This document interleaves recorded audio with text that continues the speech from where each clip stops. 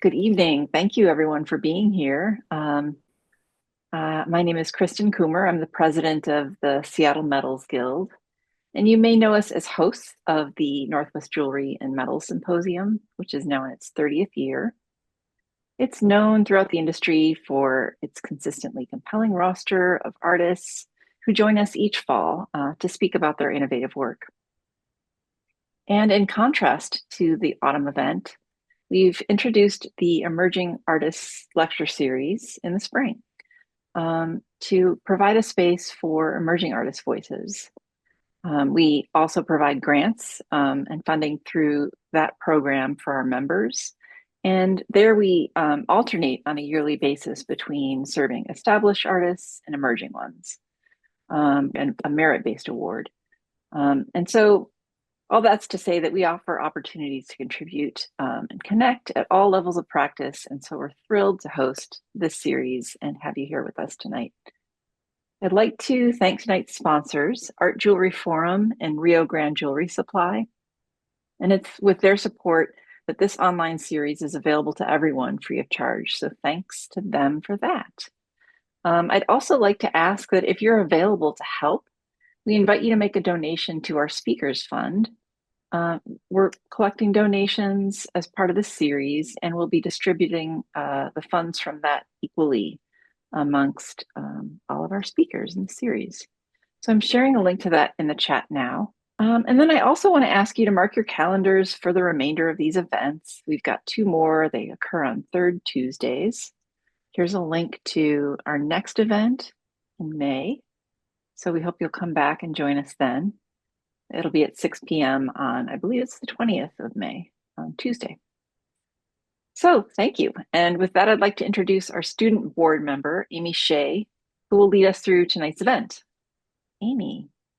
All right. Hello, everyone. My name's Amy Shea. I am your hostess with the mostess, and we are here with our second installment of the Emerging Artist Lecture Series. So we have a whole new crew today, lovely young women here, and I am going to kick off our first speaker, Ayesha Mohyuddin, from Seattle, Washington.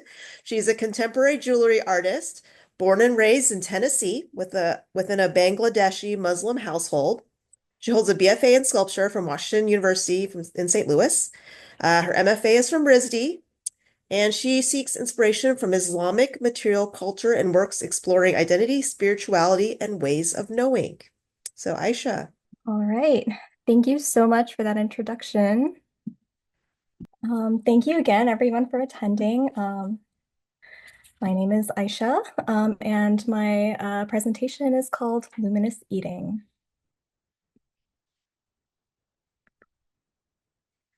Let me take you to my childhood window with its view of an enormous eastern red cedar, multiple species of oak, and dark rural Tennessee skies. This was the place where I felt most luminous. Because although growing up in my Bangladeshi Muslim American household, learning and practicing religion was very important, it was by this window where I felt most connected with the divine. What is this gap that I experienced between discursive learning about religion and practice, and that experience that I always felt by this window? This gap is the question that motivates me to make. I first explored this question in my undergraduate thesis. In this installation, titled The Body Remembers Through Ritual, I explore the inner dimension of Islamic ritual worship. Through a series of jewelry objects and video projections, I asked what my body was accessing through the prescribed motions and repetitive gestures that comprise the Muslim daily prayer that we perform 5 times a day.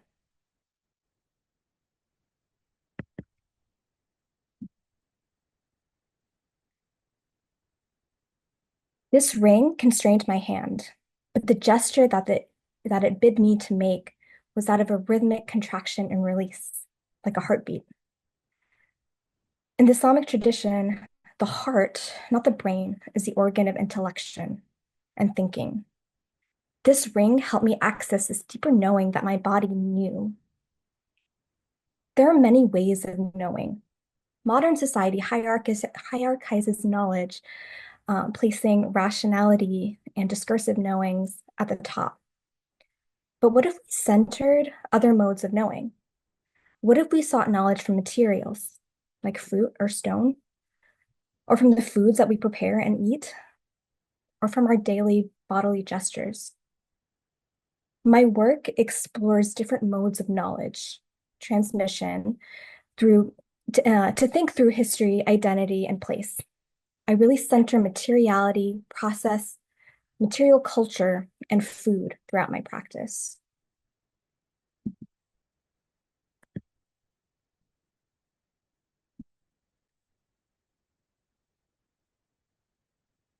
I learned a great deal from the mango when creating the series Shona Manik Mango, a series of jewelry made entirely from mango.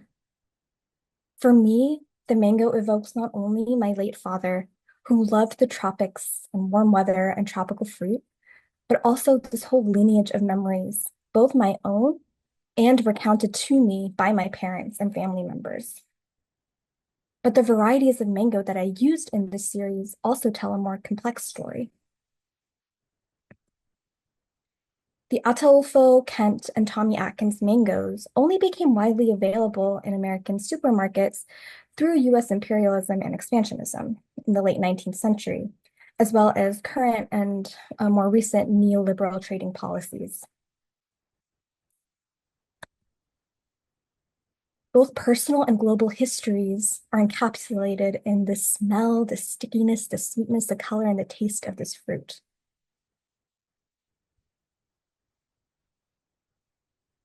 What we colloquially refer to as taste, or rather flavor perception, involves all of our senses, not just our tongue. Flavor perception, or as neuroscientist Gordon Shepherd calls the human brain flavor system, is also closely linked with memory.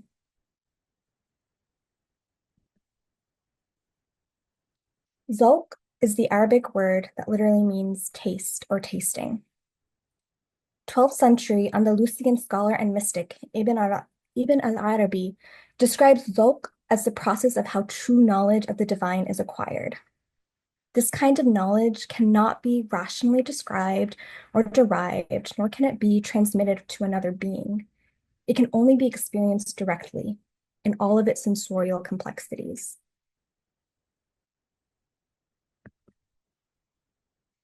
Salt is a very sensorial material. When I work with it, it flavors the air, seems to sweat when I touch it, and rust away all my steel tools and can dissolve underwater. It also is a vital mineral and helps us perceive flavor, a perfect vehicle for ingestion.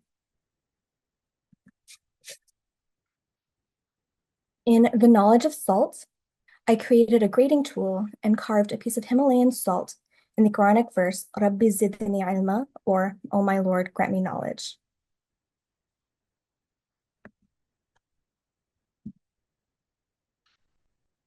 If I grind this salt prayer over my food, will my prayer be answered? Will I receive more knowledge?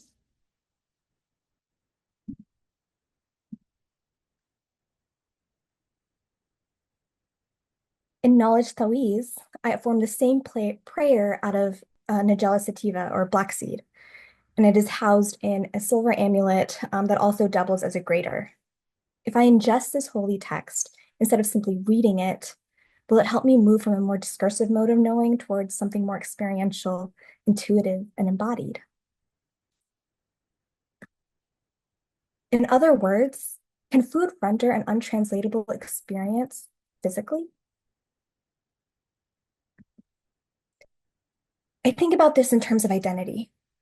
Within the space of my childhood home, I felt expanded and at ease. It was a space where our Bangladeshi, Muslim, Tennessean American selves could just be.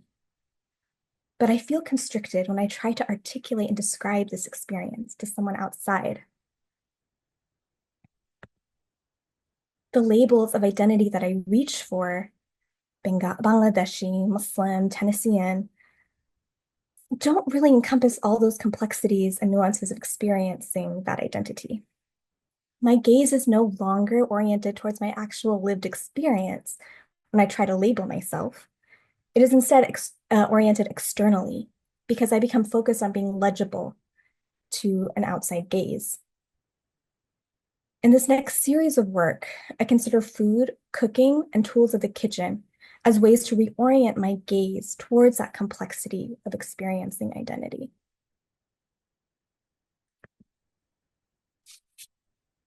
Like jewelry, tastes, recipes, and the foods that they prescribed are so often passed down through generations of women. I learned to make this specific milk-based Bengali sweet called roshogola from my mother, who in turn learned it from my paternal grandmother, pictured here with me, making that same sweet.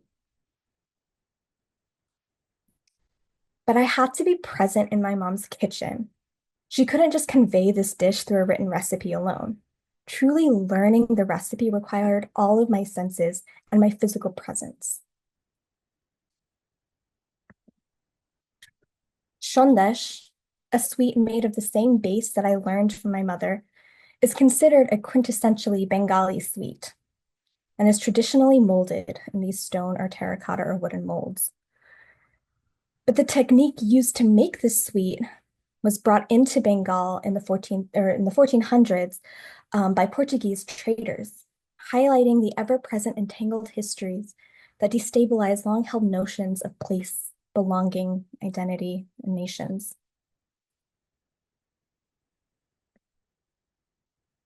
I created a pair of necklaces made of shondash molds. These molds I carved out of soapstone, a very soft stone, but also a stone that's food safe, in the shape of Mughal-era stone amulets that were usually engraved with Quranic verses in Arabic. Each necklace is inscribed with a Quranic verse, but translated into Bengali. Untie the knot from my tongue reads, "O my Lord, expand my chest for me and make my work easy for me, and untie the knot from my tongue that they may understand my words." I'm remembering reads, "So remember me, and I will remember you." The Bengali translation of the Arabic text reflects a subtle hierarchy that I felt growing up between my Bengaliness and my Muslimness. This hierarchy that I felt is actually reflected in the fact that, despite the fact that Islam had been infused in the region of Bengal for hundreds of years, it was not until the late 1880s that the Quran was actually translated into the vernacular language of the region, or Bangla. In this research, I realized that how I conceive of being part of the Muslim world consists of a center and a periphery, placing Mecca at the center and therefore Bengal and so much else of the world at the periphery. Yet, as Jamil Aidan argues in his book, this broad geographic term, the Muslim world, did not even emerge until the late 19th century, when thinkers from predominantly Muslim lands appealed for their humanity to European colonizers who racialized and hierarchized the places that they colonized. In other words, this geopolitical term, the Muslim world, is a negative reactive identity, one that's oriented towards an outside gaze. But the necklace of shondash molds sits upon my body, oriented towards the outside. But the action the molds bid me to make is an internal gesture, one of pressing the confection against my chest into the necklace.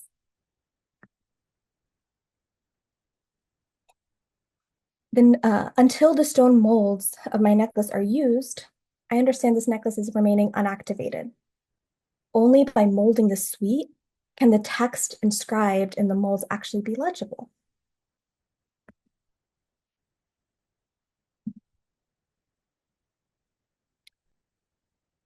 So I make shondash.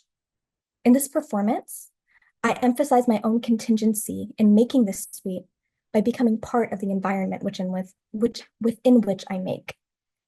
Through a flowy garment of white cotton voile, I am draped over the kitchen table. This cotton garment becomes a tablecloth, and I become embedded within the kitchen.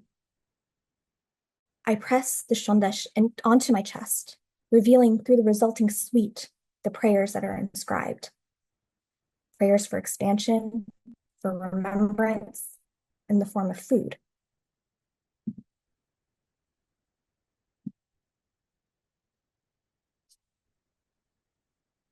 Prayers only materialized after releasing from a stone mold, emphasizing the softness, impermanence, and malleability of identity, where ultimately the resulting morsel is meant to be eaten, and tasted and ingested, embodied, collapsing all this research and thinking into my body, into the present, through digestion.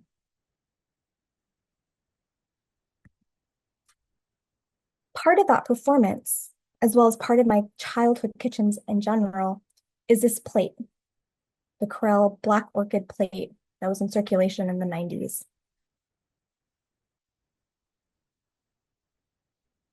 The patterns on this plate for me is a pattern of home, captured even in random family snapshots. By carving these patterns into small soapstone vessels, I can turn anything into this plate. I can transform any surface into this pattern of home, reminding myself of the place where I felt most expansive.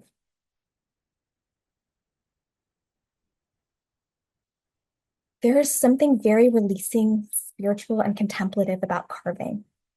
Stone is a hard material, but through the deep listening and patience required to carve, stones not only speak, but they can become transparent and translucent. Centering the complexities of internal experience over externally defined definitions feels like a process of turning something inert and lithified into something luminous and translucent and permeable.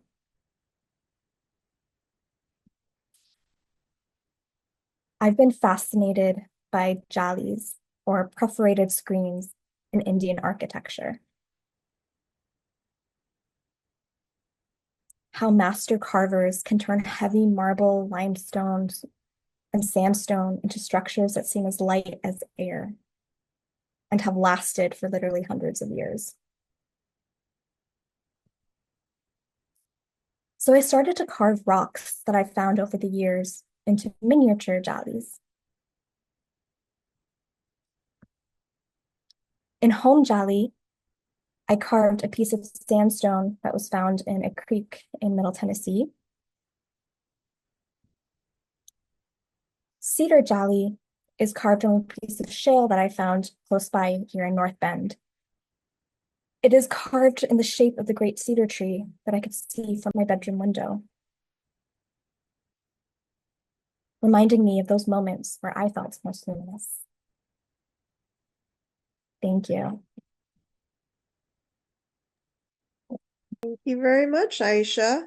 I like how that just went full circle there. And I would like to point out, I also have those Corelle plates. I don't know if that's just like a sign of our times. Like, what happened to those plates? I haven't seen those in, a while. So anyways, I was able to get black. my hands on a big set for my own I kitchen. know. We're going to bring it back. All right. Well, thank you very much for that presentation. And I do want to point out that Aisha was the recipient of our 2024 Emerging Artists Grant. So thank you very much. And I actually had the pleasure of seeing her work at New York Jewelry Week in the fall in New York. There you go. So it was really great. Well, let's move on. Our next presenter is Molly Shulman, and she hails from Baltimore, Maryland. Well, that's where she is now, I believe. She straddles contemporary and fine jewelry. She has a BFA from James Madison University, and she is currently an instructor and youth program leader at the Baltimore Jewelry Center. So thank you, Molly. Go for it. Thank you so much. I'm going to go ahead and share my screen. First of all, I'd like to thank the Seattle Metals Guild for this opportunity. And I also wanted to give a shout out to last month's speakers, Corinne, Grant, and Wyatt, and thank them for going first. Um, okay, so my name is Molly, and I am originally from Frederick, Maryland, and currently living in Baltimore. In 2017, I got my start as an educator working at a summer camp in Connecticut. It was there that somebody told me to check out the Baltimore Jewelry Center when I returned home. When I walked into the BJC, there was an immediate love connection. Walking into a studio like that felt special. I got my start there as a bench assistant for Erica Bello when she was the studio manager. I also started taking on some of our kids and teens programs at that time, as well as taking classes myself.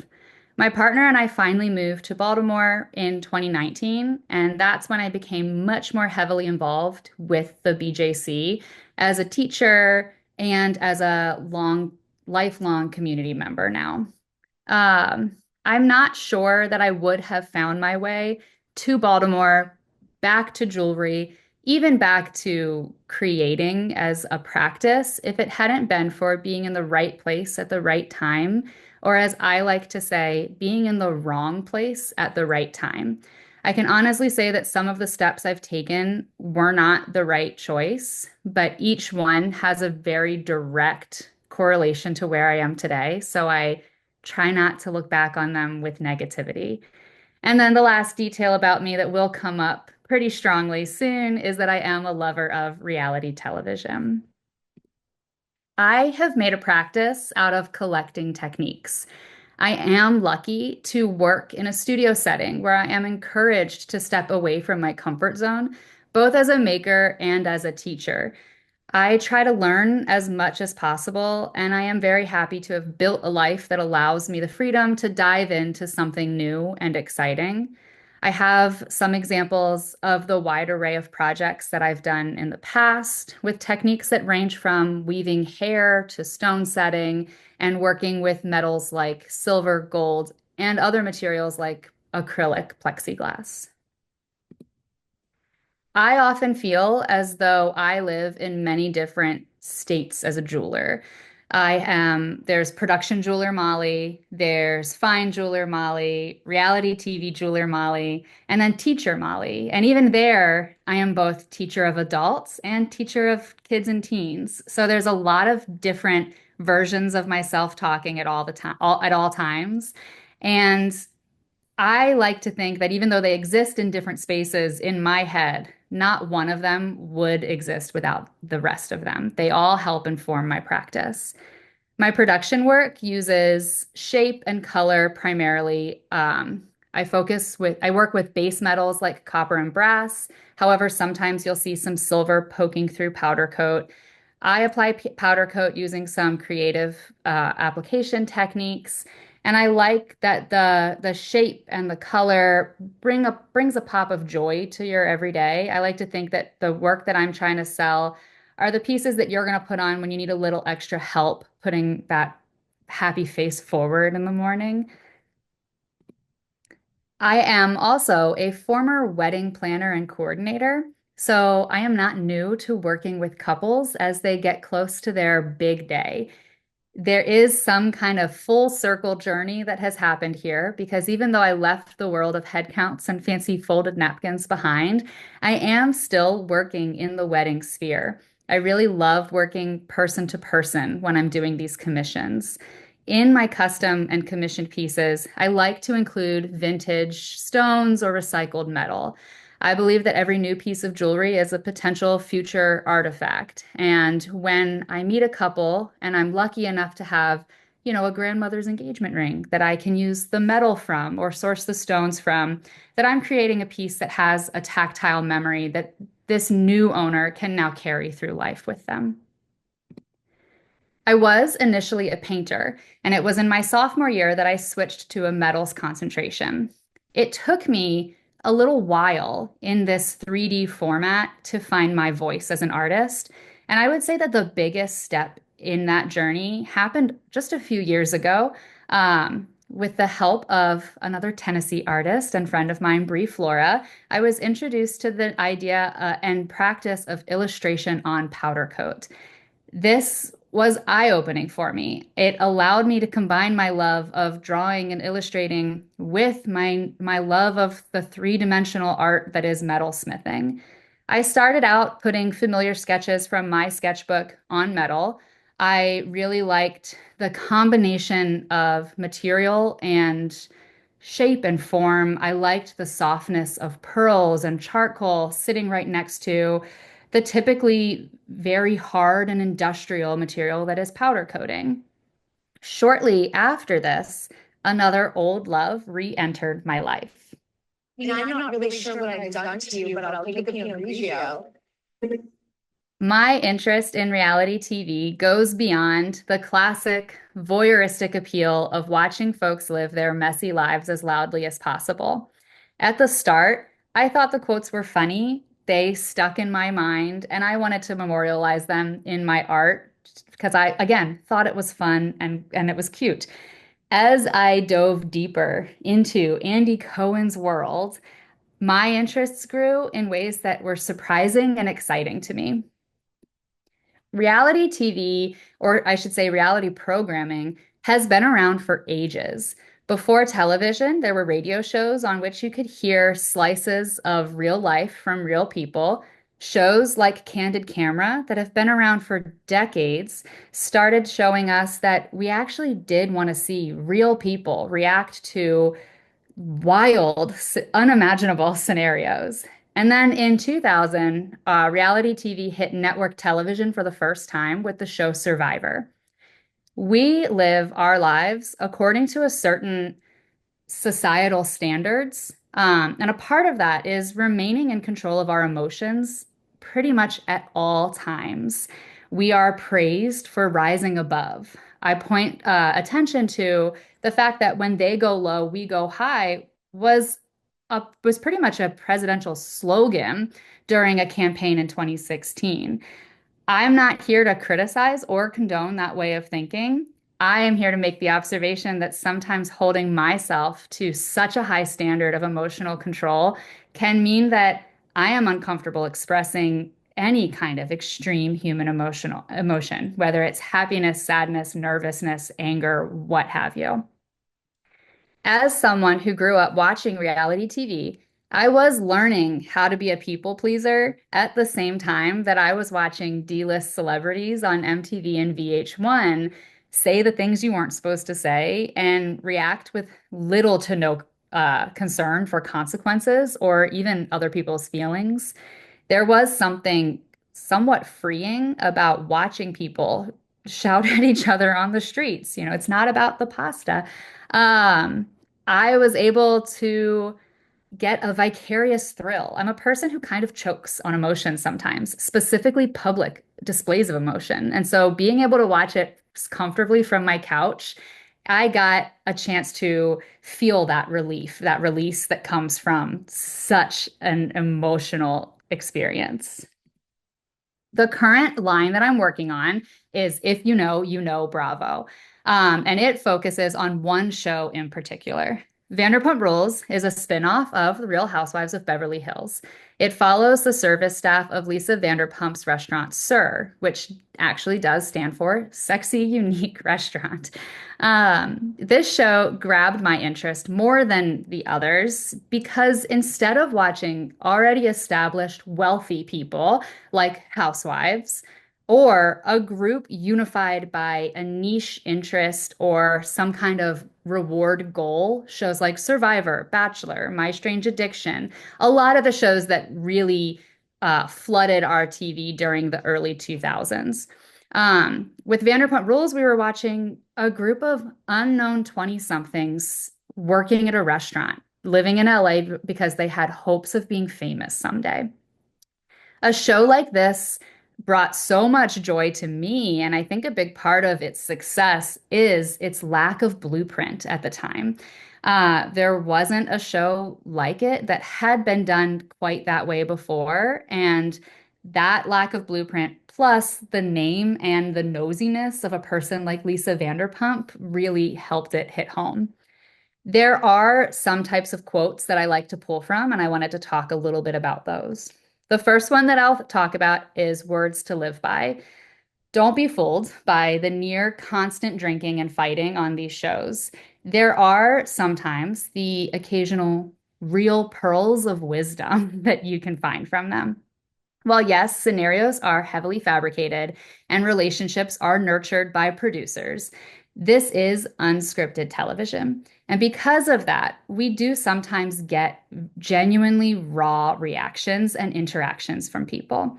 I like to point attention to Ariana Madix in our most recent season of Vanderpump Rules. In the wake of her relationship ending in an epic cheating scandal that took over all of the news, she was actually able to give us some really helpful sound bites about boundaries when it came to shooting with her ex. Um, the second category is cute trash. There are plenty of people who classify this entire genre as trash, to which I do say, so what? When did we decide that trashy TV was inherently bad? There's something good that can come from a little bit of trash in your life. Um, I love the moments on these shows of self-awareness, or maybe it is just moments of huge ego taking over. But when you see people draw attention to the genre itself, Tom Schwartz cutting down Lala Kent by calling her a wannabe housewife. These are moments that really point out, they kind of break the fourth wall and point out the kitschiness of the genre themselves. Then there are the devastating retorts. This is quite possibly my favorite category to pull quotes from. We have all been in the position where we are leaving a terrible interaction, a bad first date, a friend who overstepped the line. And in our car on the way home, that light bulb goes off, and we're like, oh, if only I had said that. Or like, yes, that would have been the perfect retort. I don't think anybody on these shows suffers from that affliction. They tend to say exactly what they're thinking when they're thinking it. And how can you possibly snap back from someone telling you you're not important enough to hate? Sit down. And then there is the absolutely absurd. One of the quotes that really piqued my interest when I first started doing this work was something so unbelievably wild that it made me unable to stop analyzing both the people on the show and the people watching from home. In a moment of absolute emotional duress, Tom Sandoval's girlfriend is asking him to stay with her, telling him he needs her this evening. And he responds to her by saying, I'm not going anywhere. I'm always going to be here for you.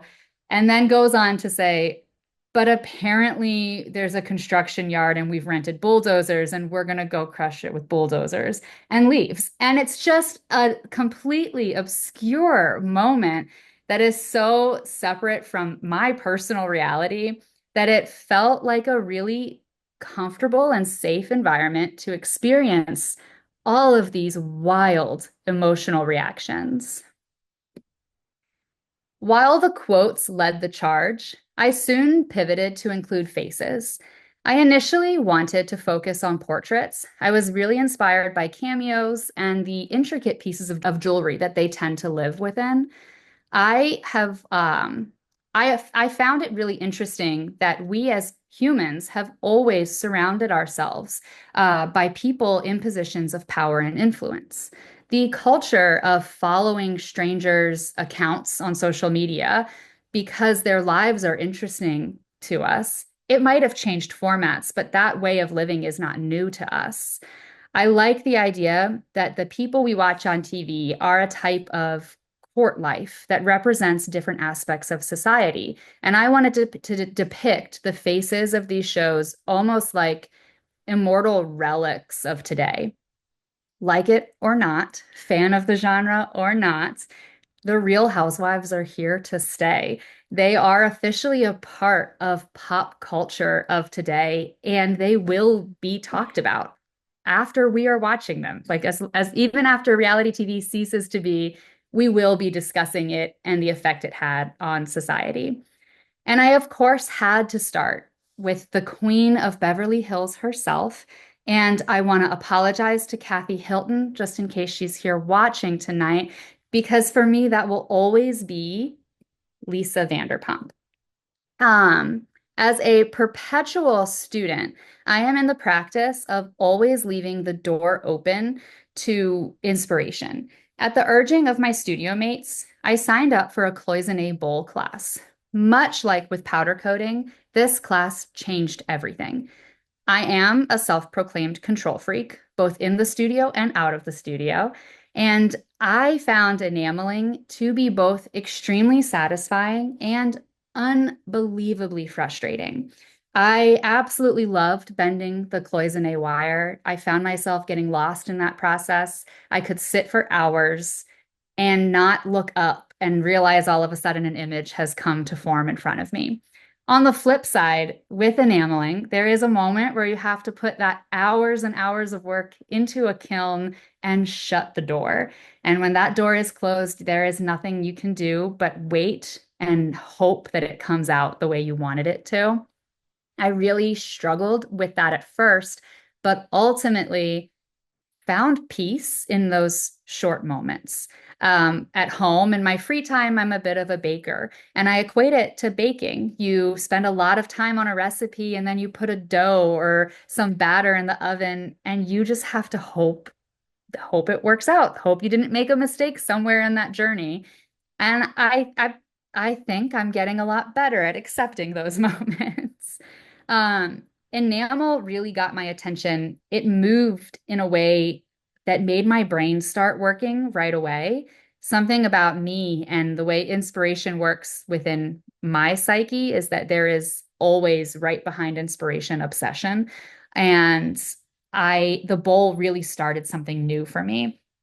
I needed to get my hands on more enamel. I needed to continue practicing and continue growing. And I'm really still, honestly, discovering what that looks like for me. Trial and error, another way of describing growth. At first, my first stenciled portrait I made went technically very well, but I was left feeling bored when I looked at it. I made this piece that you can see right here and didn't like it. And so I sat it on my bench where I could see it every single day. And so I spent an admittedly long time just staring at the face of a reality show villain and not liking the work I was doing. And then after talking to some of my studio mates, I realized that it was the posed nature of the image and not the work that I disliked. The thing I love about these shows is the raw, unrestrained emotion. And I had chosen a posed photo for my source image. I had essentially made a piece of jewelry depicting the facade you put on to hide emotion. And that was not as interesting to me. So shortly after that, I had to change my methods. I have obsessed over many different techniques over the years. I was into chainmail in college. Then there was granulation, then small stone setting. I love a small, tedious, repetitive task. You give me something tiny that I have to do over and over again, and I will follow you forever. The stencils felt so comfortable. They allowed me to be the producer of this work while I was able to feel in control of the process while still allowing for flashes of character to slip between the cracks. Because I'm only human and because my printmaking setup is a board with two pegs in it, not all of the stencils line up perfectly. Sometimes there are gaps in between the lines that I want to be touching. And I think all of these, flaws, for lack of a better word, make the pieces a little more interesting. They're forcing me to relinquish a little bit of control and let the character carry the work. And I don't think that those are things that I would be able to achieve as honestly if they weren't done organically through the process. I used my very limited knowledge left over from printmaking classes to build this system.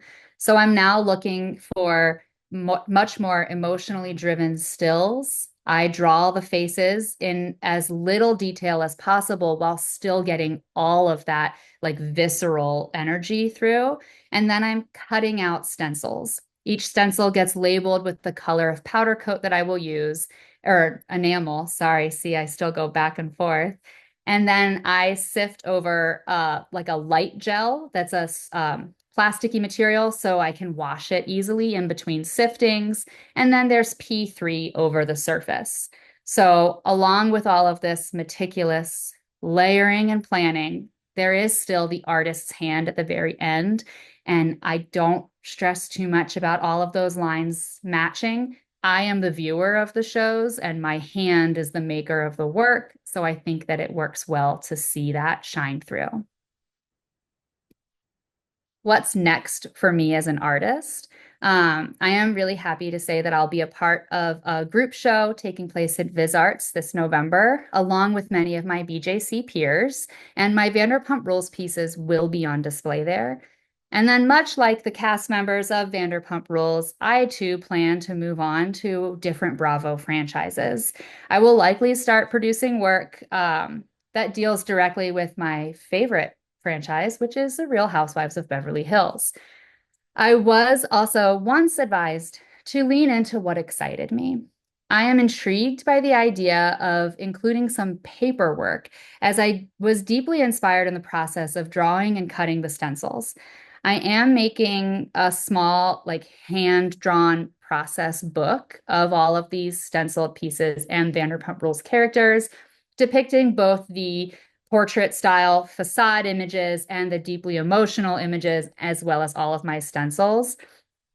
As far as techniques for me in metalsmithing, I will continue to pursue enameling, and I am very excited to start looking into more things like etching and engraving, where I can start doing printmaking using my metal blocks as my press. And I think that brings me to my end. All right. Thank you very much, Molly. Wanted to tell you that I did guess that it was Tom Sandoval. So when you moved the slide to the next one, I was like, yes. Um, well, I would encourage you also to consider Below Deck. That one's one of my favorites. So, if you want to put that in your chapter, in the Thank you future. so much.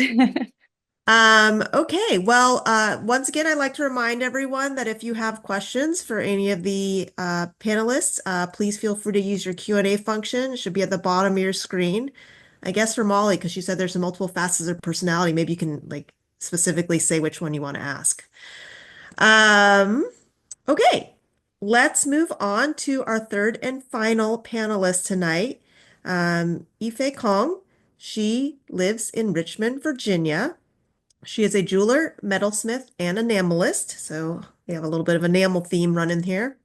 So she is originally from Beijing, but received her BA in metals from SUNY New Paltz. She has an MFA from Craft and Material Studies from Virginia Commonwealth, and she is currently an instructor at the Visual Arts Center in Richmond, Virginia. So Yifei, please take it away. Hi.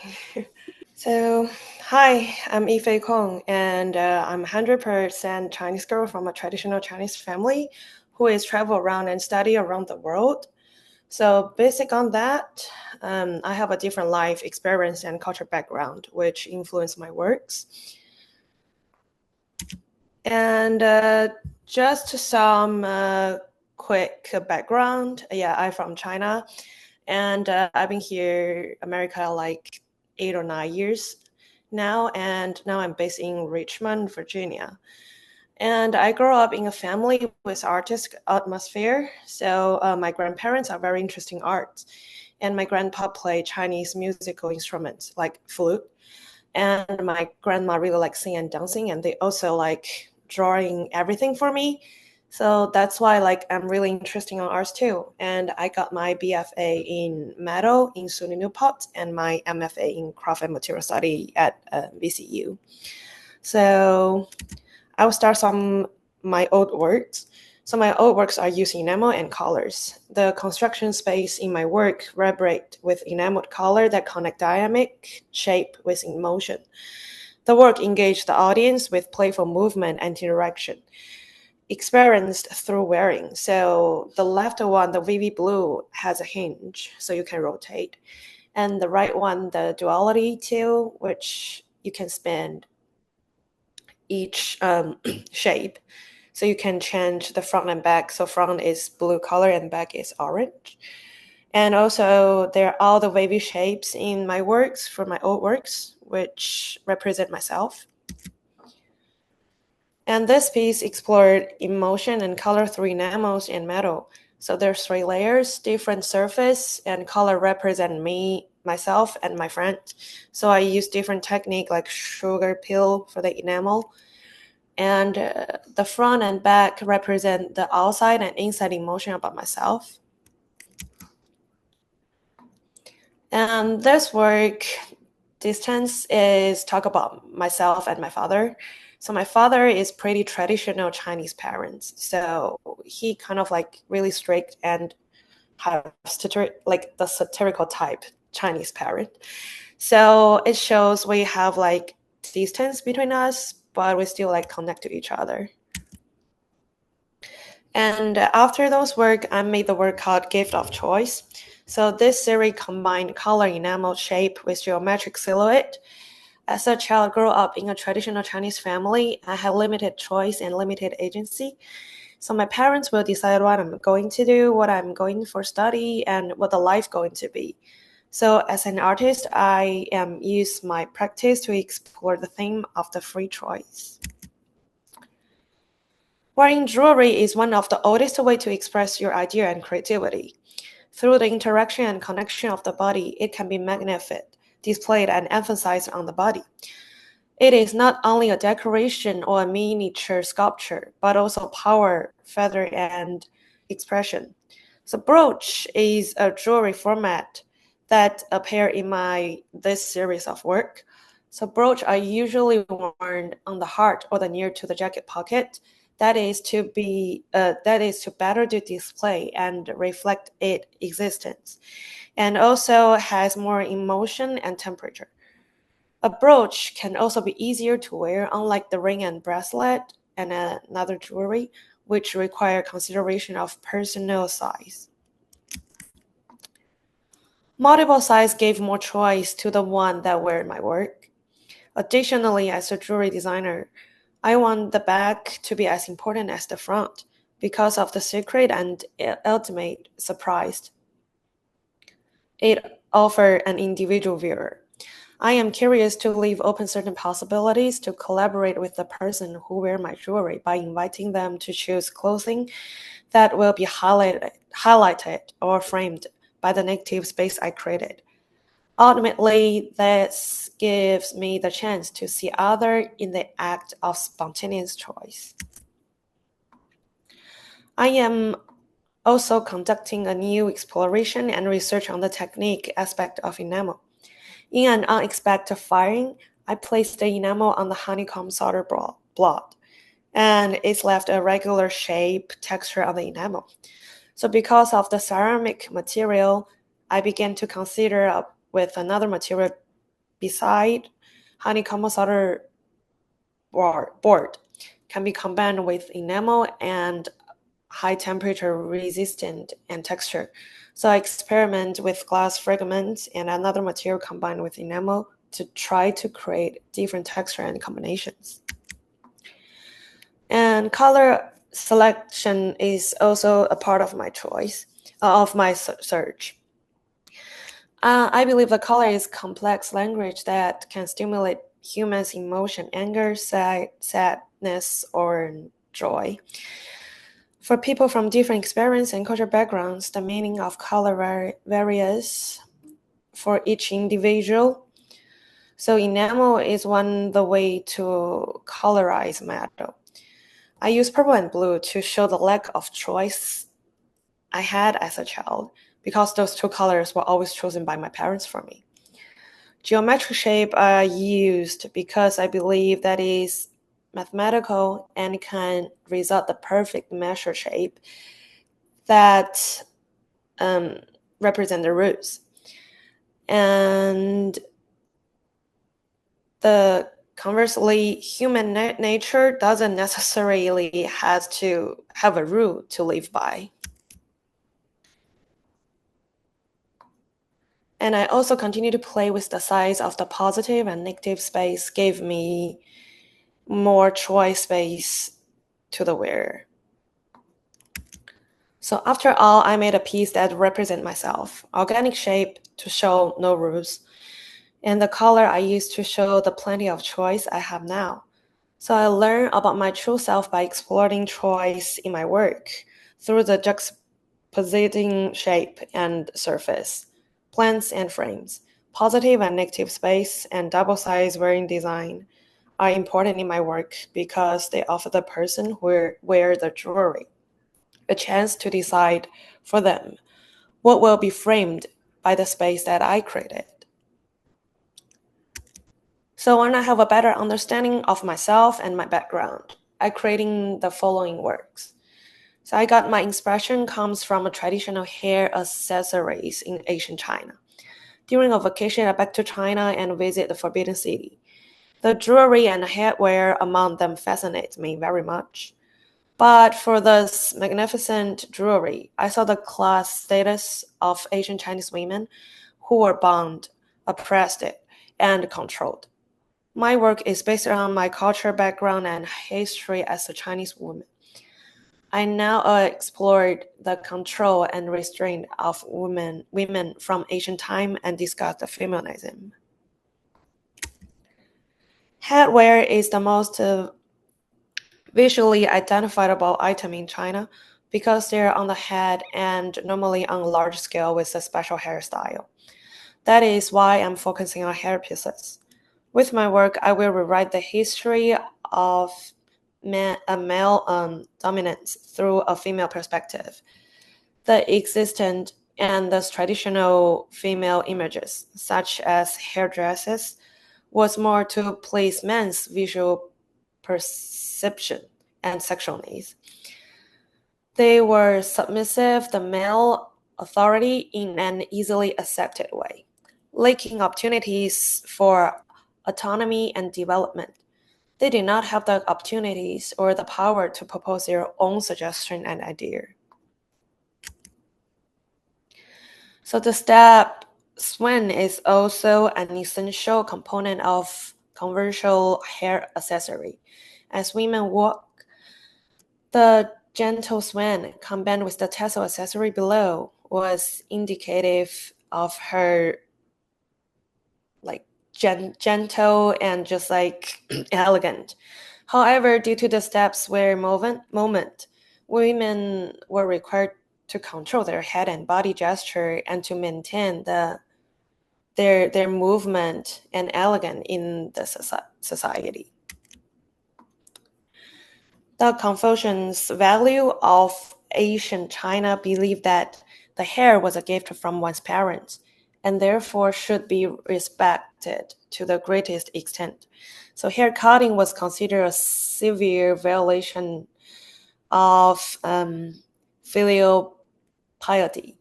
So for both men and women, and should only be done in exceptional circumstance. So you cannot really cut your hair like nowadays. It's only like special time. Well, I am referencing this historical Confucian hair concept and value in my work. So I use a wig for creating to compare the difference between ancient and modern women's hair.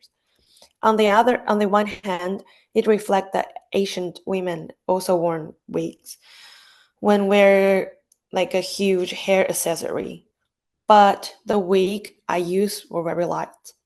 On the other hand, I use hair color that would never have naturally appeared on Chinese people to express the contemporary women's autonomy and freedom of choice. Additionally, hair is fixed in my work, so they're like not like the real hair you can move. They're like stable there. So placing the traditional swan part of hair accessory allow wearer to walking without limitation and of movement. So unlike the past, jewelry and hairpiece are made by men and given to women. My work was created by myself, a woman, and presented by myself. I am free to choose style, color, and forms. My ornaments showcase modern women's ability to break free from control, can run, and move freely. My work is different from a traditional Chinese hair accessories. Traditional Chinese hair accessories use precious metals and stones such as gold, pearl, gemstones, and feathers. Women of different society status has a strict hierarchy of material permitted to be used. My work reused the recycled aluminum cans, such as soda and sparkling water cans. The cans came in different colors, gave me a lot of choice of my the creation. In addition, due to the material of the cans, I can cut and reform them well to create different flowers. In my work, I manipulate cans to compare precious metal, plastic pearls and beads to compare real natural pearls and gemstones. This is an exploration of contemporary jewelry materials, such as plastic and recycled disposable items. This is a reflection of women's independent rights to choice. It is no longer men who solely determine the use of precious metal and jewelry to showcase the royal family, class, status, and identities. I'm making this series of work to give power to all women so that they have the choice and can determine their own lives. Soda cans are also lightweight, reducing a significant amount of weight like historical pieces, and demonstrate the remove of the constraint or oppression. Color is also a part of my work and an essential fact in reflecting class and control. I also believe that color has power and can directly express our inner thought through it.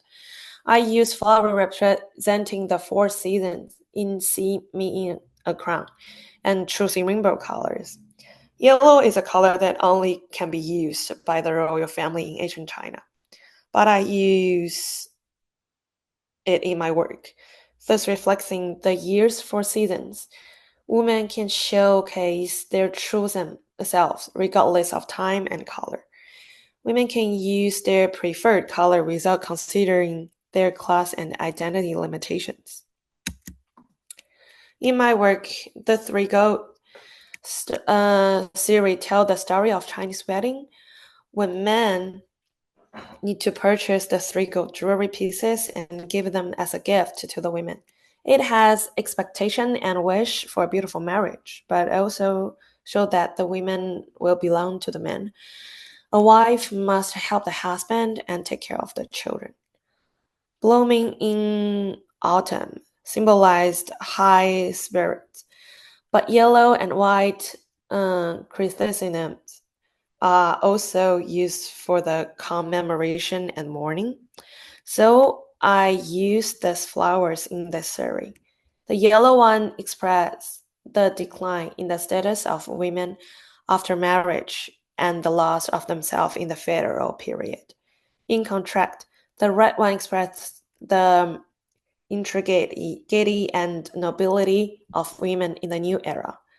I use this flower in my work, give the new meaning to reflect importance and status, and to symbolize that women has their own thought and choice. The type of flowers and the color shows that the current marriage will not settle.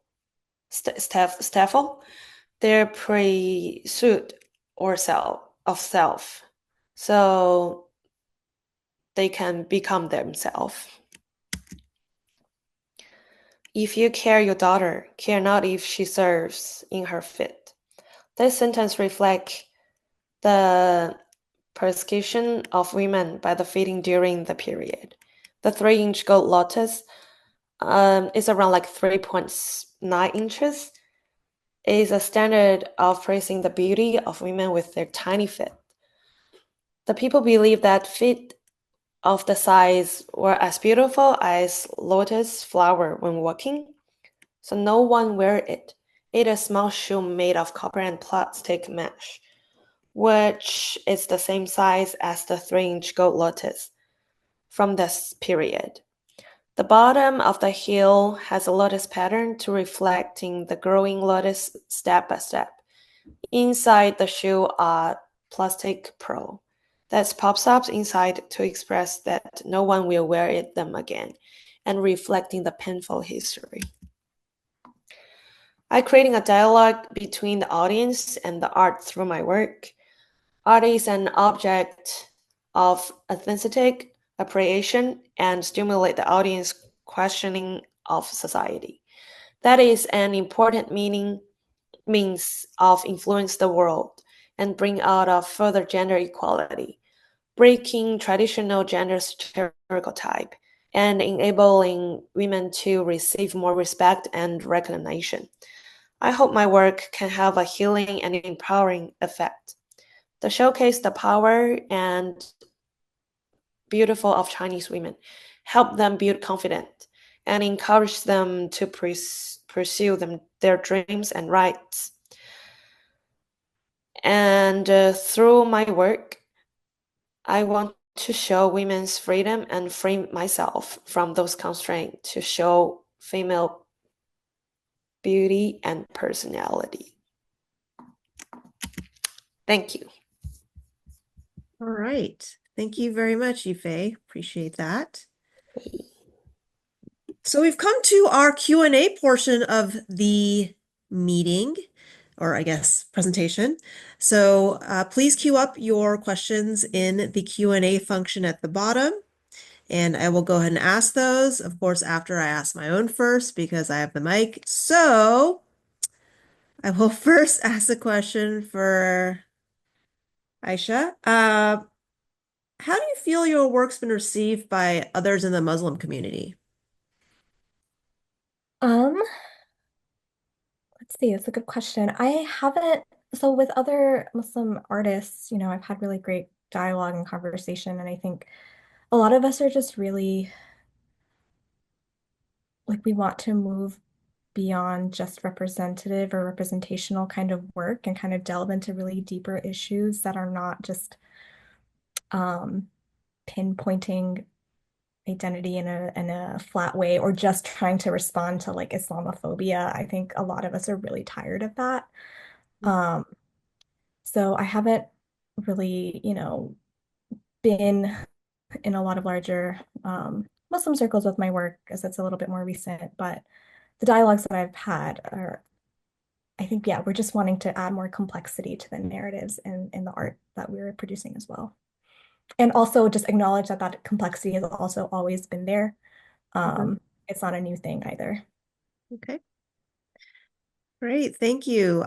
Molly, I'm curious if you have approached your reality stars with your work.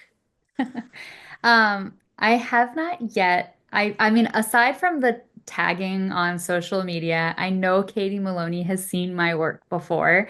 I'm not sure how she feels about it, but I am actually planning a trip with my younger sister, who I credit to getting me back into reality TV. BravoCon is back for the first time this year in Vegas. So hopefully there's a trip to Vegas this November where we can both be decked out in quotes and faces from the show and get some good reactions. Great. Well, if you do figure out a way to get in with your heroes, let me know because I would love to talk with Lady Gaga. So I got to figure out a way. So Absolutely. I'll put great. you in touch. Great. Thank you.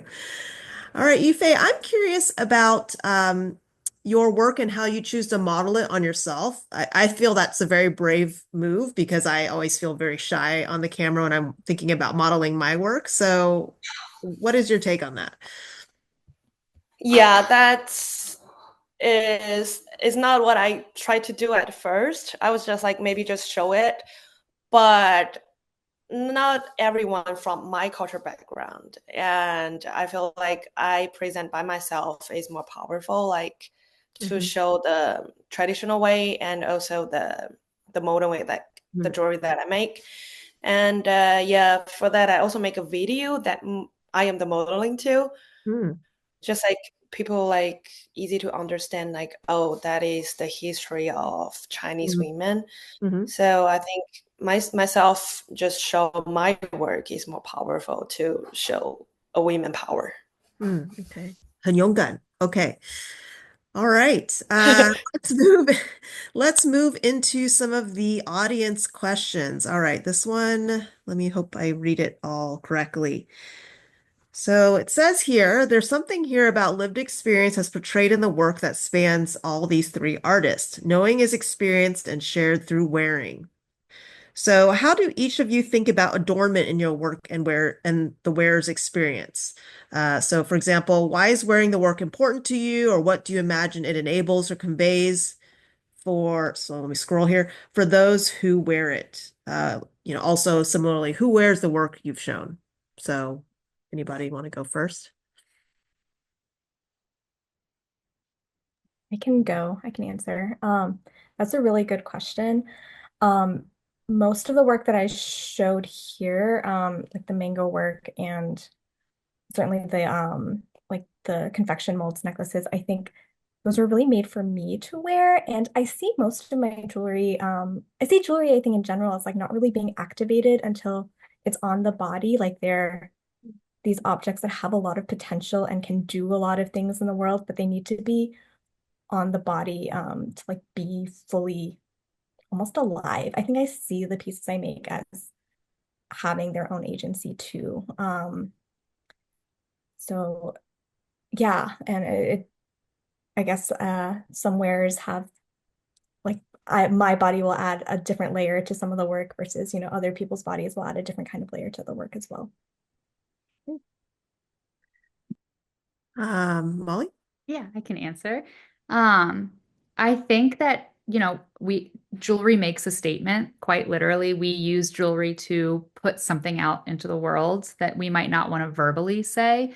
Sometimes I think we adorn jewelry almost like an armor for the day that we're about to approach. And one of the things I liked when I was doing first introducing the quotes into jewelry is that this is work that literally makes a statement. And it might be making a statement that you yourself feel a little too reserved to actually verbalize. The pieces that get worn so far, the pieces that have left me to other homes are the See You Next Tuesday earrings, which I think is a really fun pair of earrings to wear, especially if you're not a very confrontational person. Not everybody knows what that stands for.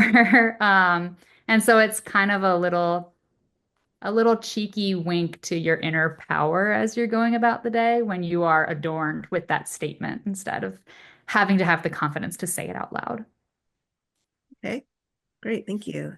And Yifei, I know you've talked a little bit about wearing your work, but is there anything you'd like to add?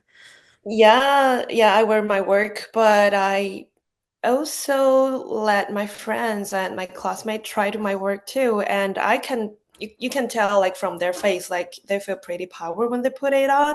Mm. So that's what I really want to see. That's normally my work is like have dialogue with the audience. So the audience also can feel the power by themselves. Okay, So great. yeah. Thank you.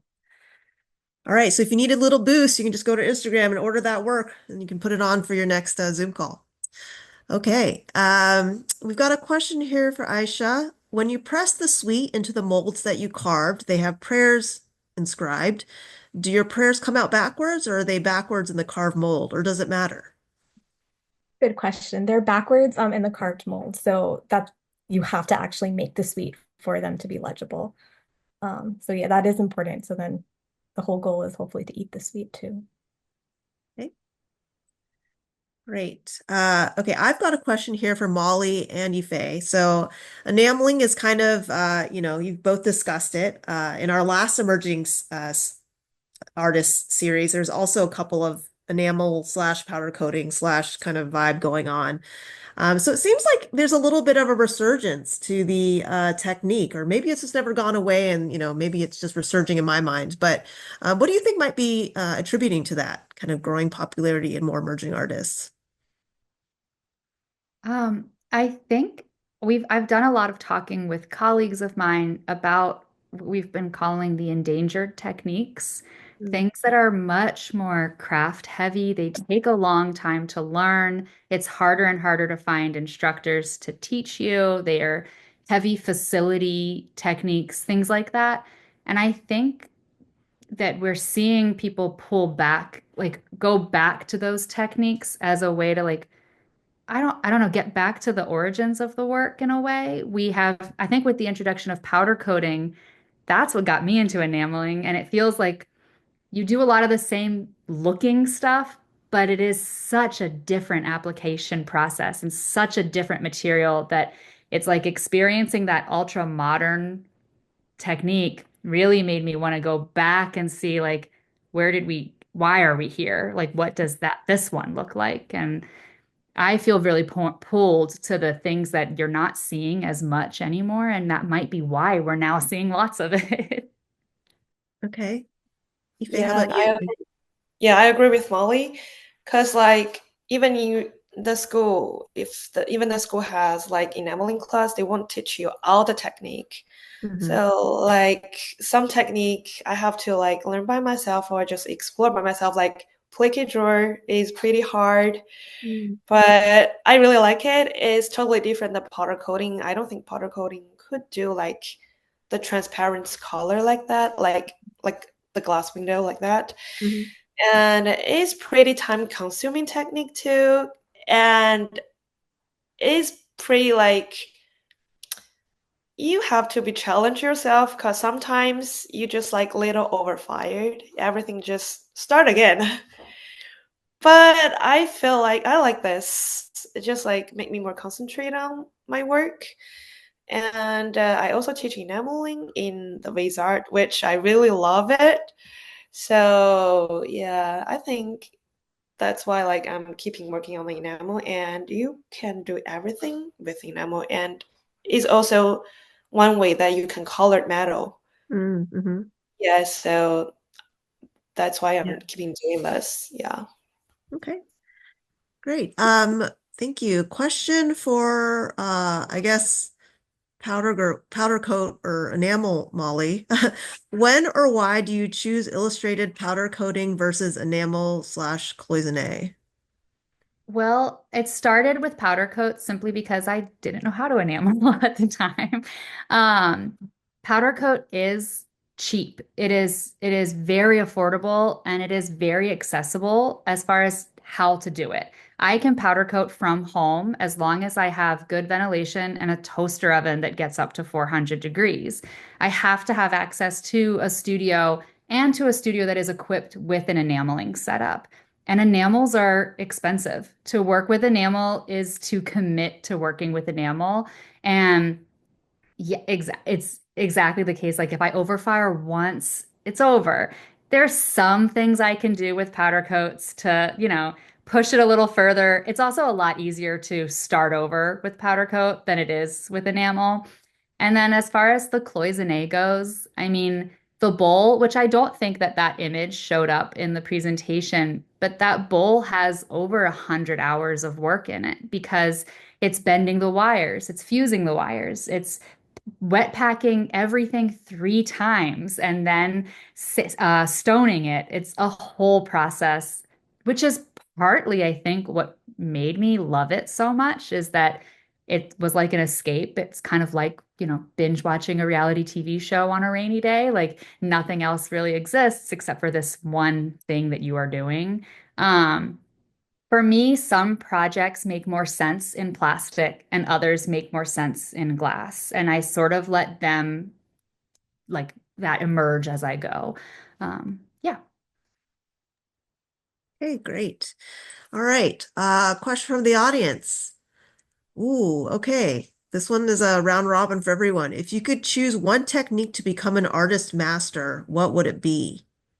Oh, sorry, to become an instant master at one technique, what would it be? This is like artist superpower question. That's too hard. All right. Anyone want to pick one? I think I'll go ahead and say right now I am looking at enamel. That is where my focus lies at the moment. And so picking any other technique feels untrue to this exact version of Molly, tomorrow my answer could have changed entirely. Okay. All right, Aisha? Yeah. I think I would want to instantly be a master at the Indian jewelry technique Kundan, which is like 24 karat gold over lacquer with like really specifically cut stones and is often like in historic Mughal pieces is inlaid into carved jade and different other kinds of carved stones. I've been wanting to learn it. Don't know where to learn it besides YouTube videos and trying to do what I can with fine silver. But yeah, that's what I would want to learn. I'm gonna wait till gold prices go down a little to master that one, but yeah. All right, Yifei, do you have a preferred technique to master? I would like to be the master on enamel, but I also want to be the master like in the Chinese traditional jewelry making style. Like they have the feather Hmm. and used by the made by the silk. It's like super long time to make just one piece of flower. Oh, So okay. I just like curious about that too. Okay. Yeah. Well, this person, Travis, did not ask me, but I would just love to be a master at soldering. If I could just instantly solder anything, any hollow form in a one go, that would be like my go-to. Uh, because sometimes, okay, let's see. Let me, what do I want to ask y'all? I always have so many questions. All right. Do you guys have any advice for emerging artists? Maybe people that are slightly earlier in their journey than you? I think I would just say be patient. Um, it takes time. My jewelry practice started in 2008.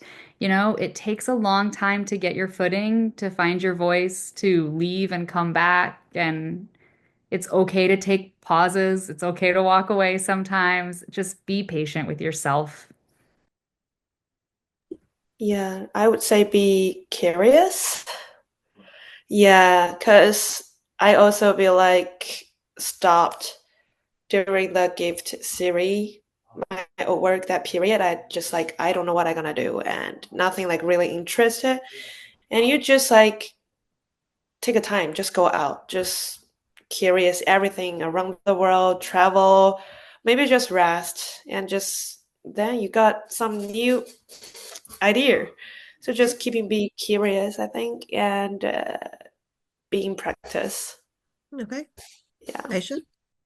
Yeah, I think both of those are really good answers, but I'd also add like always be making something and it doesn't even have to be the thing you really want to do, but just like constantly allowing those creative juices to emerge, to just be present because sometimes you'll have the idea at a time where, it took all of that, just a little bit of consistent doing something, having a random project, like even if you're in a baking or cooking kind of phase, like that's still part of the whole, becoming better as an artist, as a creative, that it's not one discipline at all, but it's just a consistent, I think, Okay, practice. great.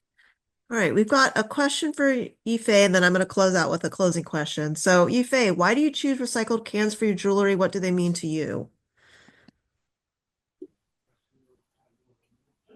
I for the recycled cans, I just like try to make something that like totally opposite that the traditional jewelry, because traditionally they use precious material like gold, and all the jewelry that made by men that time, and they choose the materials.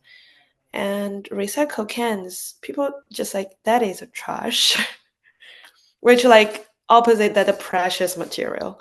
So just like yeah, trash could be the precious, and it's already have the color on it. So I have like a lot of combination that I can play with. That's why I use the recycle cans. I just cut it off, different flowers, reform them. It just looks precious. But yeah, see closely is recycle cans. I would just like play with the differences between the Asian China time. Okay, Yeah. great. All right, we will close out with this final question. I asked it also in the last series, so I want to make sure we're equally questioning everybody. How do you want your work to be remembered? So, Yifei, do you want to go first? One day it's gonna be shown next to the Chinese traditional hair pieces. I think that's gonna be cool. Okay, all Yeah. right. I think we could do that in this lifetime. We'll put in some calls. Okay. Uh, Aisha, how would you like your work to be remembered? Trying to be specific in my experience and in my work, and that like my work is remembered specifically as like this place where I am from right now, like Bengali, Tennessee, and American, all of that, and not just like a Bengali American or like a Muslim American artist, but like much more specific about my work and not just like my background. Okay. So like you in a certain place and time. Yes. Okay. All right, Molly, bring it home. Um, the short funny answer is I'd love a piece on display on Watch What Happens Live. The bigger answer is, I would love to be able to bridge the gap between the people who think that's trash and not worthy of our attention and the people who see a necklace that says, I'm not sure what I did to you, but I'll take a Pinot Grigio and laugh because it's a relatable sentiment without knowing where it's from. So I think removing context from some of these images and quotes can shine a more approachable light on reality TV. Well, I do think there is a quote somewhere, one person's trash and another person's treasure. So, Absolutely. all right, great. Well, I'd like to thank all of the speakers today for joining us. We really appreciated everything you've shared. I'd like to thank again tonight's sponsors, Art Jewelry Forum and Rio Grande Jewelry Supply. And thanks to all of you for joining us this evening and for the interesting discussion we've been able to share tonight. Please be sure to join us again on Tuesday, May 20th for the next event in our series. Kristen did add the link in the chat so you can register there, where we'll hear from 3 more emerging artists. All right, thank you, everyone. I hope you have a good evening, or maybe you're in Australia listening to us in the morning. Okay, have a good one. Bye.